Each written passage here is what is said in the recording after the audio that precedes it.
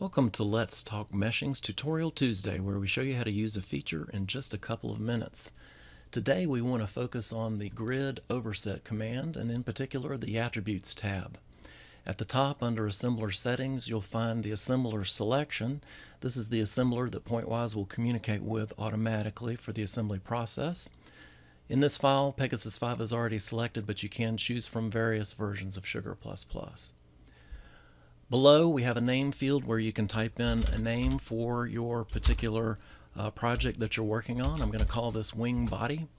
That's actually going to create a folder in which all the files used to communicate back and forth with the assembler will be stored. Underneath is our node tree. This is where we set up all of our nodes and bodies that are required to set up and control the assembly process with the selected assembler. Let's go ahead and immediately create an additional node here as a mesh node. It populates with the default name mesh. I haven't assigned a block to that yet. I can do that by selecting a block, for instance fuselage central in this example, and just clicking on assign blocks. That automatically updates that node and gives it the name of the block, fuselage central. You'll also see that down here below in assembler required data, fuselage central. And in addition, there's assembler optional data for this particular node type. In here you have all types of attributes that you can specify, and it's best to refer to the documentation for your assembler in order to set those properly.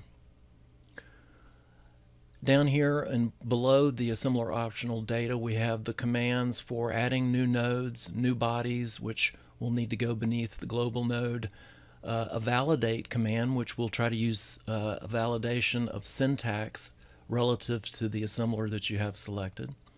We can delete this node if we wish to, and of course we've already seen the assign blocks in action. However, there is a more automated way to assign blocks and create those nodes. We can select the global node, we can then select all of the blocks, and I'm going to not of course add again the fuselage central block, and then just click on assign blocks. That populates as children of the global node new mesh nodes with the names of the blocks and the blocks already assigned. That's a quick overview of our attributes for the Overset command panel. If you like this video, be sure to click the thumbs up button and subscribe to our channel for more videos like this. If you have any questions or comments, drop us a line down below or connect with us on Twitter, which is linked in the description. Thank you all and have a pleasant Tuesday.